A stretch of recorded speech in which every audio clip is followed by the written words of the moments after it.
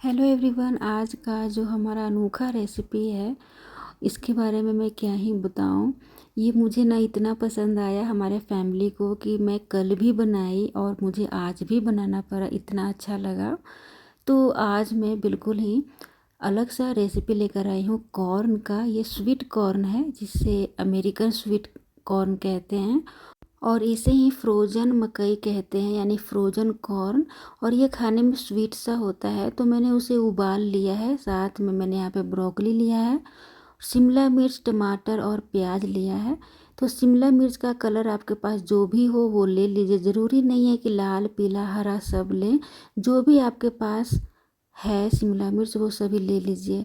तो सबसे पहले यहाँ पे मैं क्या कर रही हूँ कि ब्रोकली को अच्छी तरह से मैंने काट लिया है और उसे धो लिया है। और धोने के बाद थोड़ा सा पानी डालकर और थोड़ा नमक डालकर इसे अच्छे से बॉयल कर लूँगी। ब्रोकली को पहले पका लूँगी।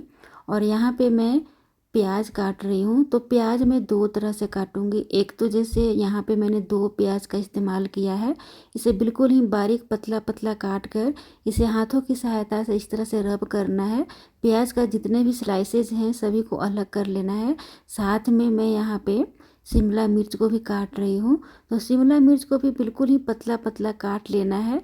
साथ में मैं यहाँ पे ब्रोकली भी उबाल रही हूँ, तो साथ में चेक भी कर रही हूँ। काफ़ी जल्दी ब्रोकली बॉयल हो जाता है, तो ध्यान दीजिएगा। तो यहाँ पे मैंने सभी शिमला मिर्च जितने भी लाल, पीला, हरा था सबको मैंने बारीक पतला पतला काट लिया है और प्याज को भी मैंने काट लिया है। तो एक प्लेट में इस तरह से आपको काट लेना है। शिमला मिर्च और प्याज दो चीज़ को रखना है। एक प्लेट में सिर्फ दो चीज़ रखिएगा, शिमला मिर्च और प्याज। और एक प्लेट में आपको इस तरह से रखना है, जैसे एक मैंने हरी वाली इलायची ले लिया है और एक मैंने लिया है बड़ी वाली इलायची। साथ में मैंने 5 से 6 लौंग लिया है। तो फूल लगी हुई लौंग मैंने ले लिया है। साथ में मैंने यहाँ पे काली मिर्च लिया है 15 से 20 दाना। और आधा चम्मच से थोड़ा सा कम मैंने जीरा लिया है। और थोड़ा सा मैंने दालचीनी का टुकड़ा लिया है।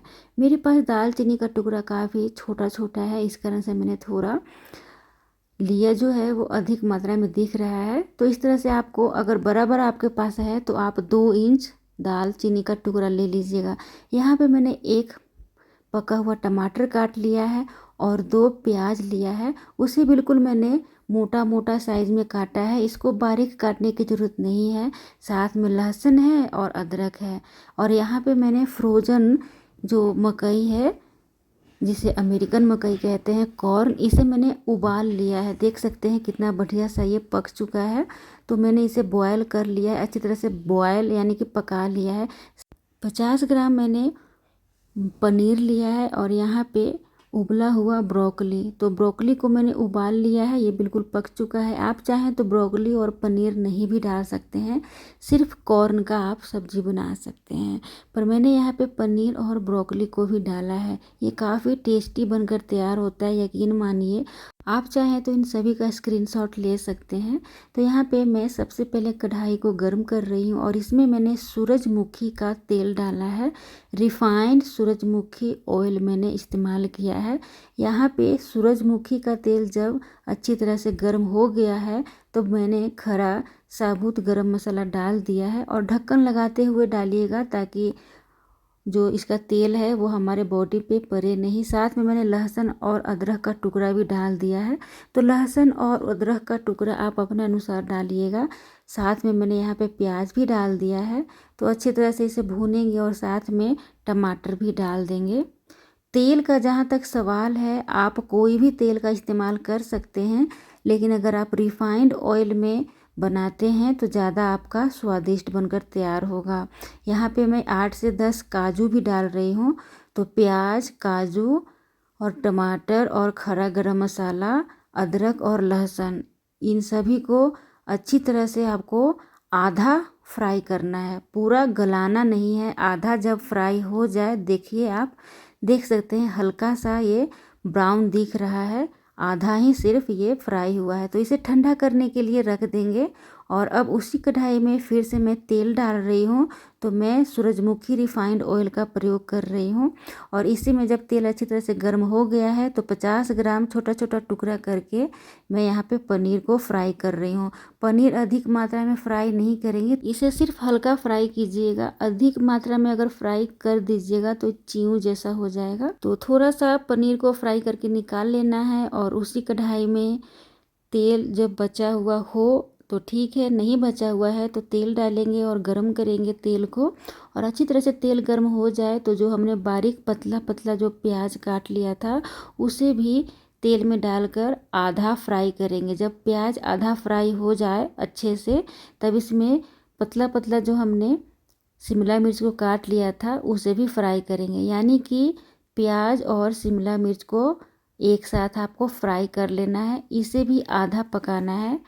आप चाहें तो अधिक मात्रा में भी पका सकते हैं, मैं यहाँ पे आधा ही पकाई हूँ। और पकाने के बाद यानी फ्राई करने के बाद निकाल ली हूँ।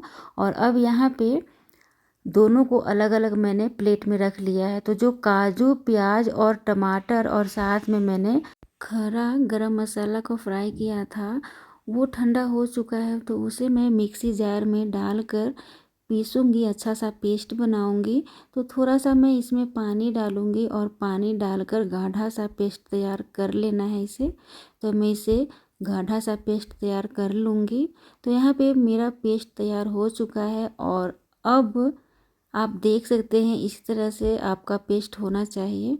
तो मैं इसे मोटे जाले वाले चाय छन्नी से इसे छानूँगी। आप चाहें तो इसे नहीं भी छान सकते हैं, पर होता क्या है ना कि जो हमने खड़ा यानी साबुत गरम मसाला का जो यूज किया है ना, जैसे दालचीनी, लौंग, बड़ी इलायची, छोटी इलायची, तो उसका थोड़ा सा ना रेशा रह जाता है। तो वो खाते समय रेशा आ जाता है, इस कारण से मैं इसे छान लेती हूँ। तो इस तरह से आपको चम्मच से करते हुए निकाल लेना है। और आप इस तरह से देख सकते हैं कितना बढ़िया सा ये स्मूथ सा पेस्ट अलग हो चुका है। और ऊपर जो जो मोटा मोटा दरदरा सा जो पेस्ट है उसे मैं फेंक दूंगी। ये 1 चम्मच निकला है, मैं इसे फेंक दूंगी। और जो नीचे का छना हुआ पेस्ट है उसे मैं यूज करूंगी। तो हमारा बढ़िया सा ये पेस्ट बनकर तैयार हो चुका है। और अब इसमें मैं डालूंगी 1 चम्मच दही। दही का इस्तेमाल आपको ध्यान देना है करते समय, अधिक मात्रा में खट्टा नहीं होना चाहिए। तो बिल्कुल ही ताज़ा दही, फ्रेश दही का इस्तेमाल कीजिएगा। तो मैंने सिर्फ 1 चम्मच दही डाला है, आधा चम्मच मैंने हल्दी पाउडर और आधा चम्मच मैंने देगी मिर्च पाउडर डाला है। तो मिर्च पाउडर 3 तरह का होता है, एक तो तीखी वाली होती है, एक देगी मिर्च पाउडर होता है और एक कश्मीरी मिर्च पाउडर होता है। तो कश्मीरी जो मिर्च पाउडर होता है वो तीखी होती है और देगी मिर्च जो है वो सिर्फ मैंने कलर के लिए डाला है। तो यहाँ पे मेरा प्याज और शिमला मिर्च फ्राई किया हुआ प्लेट में है, साथ में मैंने पेस्ट भी तैयार कर लिया है। और उबला हुआ कॉर्न है, उबला हुआ ब्रोकली है और साथ में फ्राई किया हुआ पनीर है। तो चलिए कढ़ाई में फिर से तेल डालेंगे, अच्छी तरह से गर्म करेंगे। तो तेल का इस्तेमाल आप ध्यान देते हुए कीजिएगा, आप कितना तेल डालना पसंद करते हैं उस अनुसार ही डालिएगा। तो इस तरह से तेल जब गर्म हो जाए तो हमने जो पेस्ट तैयार किया है प्याज और टमाटर का उसे भी तेल में डाल देंगे और बढ़िया से इसे ढक्कन लगाते हुए फ्राई करेंगे। तो 2 से 3 बार बिल्कुल धीमी धीमी आंच पे आपको फ्राई करना है चलाते हुए। स्वाद अनुसार यहीं पे मैंने नमक भी डाल दिया है। तो हमारा काफ़ी बढ़िया से ये मसाला भून चुका है। 3 से 4 बार मैंने ढक्कन लगाते हुए फ्राई कर लिया है 5 मिनट से 10 मिनट तक। और अब इसमें प्याज फ्राई किया हुआ, शिमला मिर्च फ्राई किया हुआ, ब्रोकली उबाला हुआ, फ्राई किया हुआ पनीर और उबला हुआ स्वीट कॉर्न भी डाल देना है। यहाँ पे मैं ब्रोकली का पानी निकाल कर अलग रख रही हूँ। पहले इन सभी को एक साथ डालकर 5 से 10 मिनट तक धीमी धीमी आंच पे ढक्कन लगाते हुए यानी कि कवर करते हुए फ्राई कर लेना है।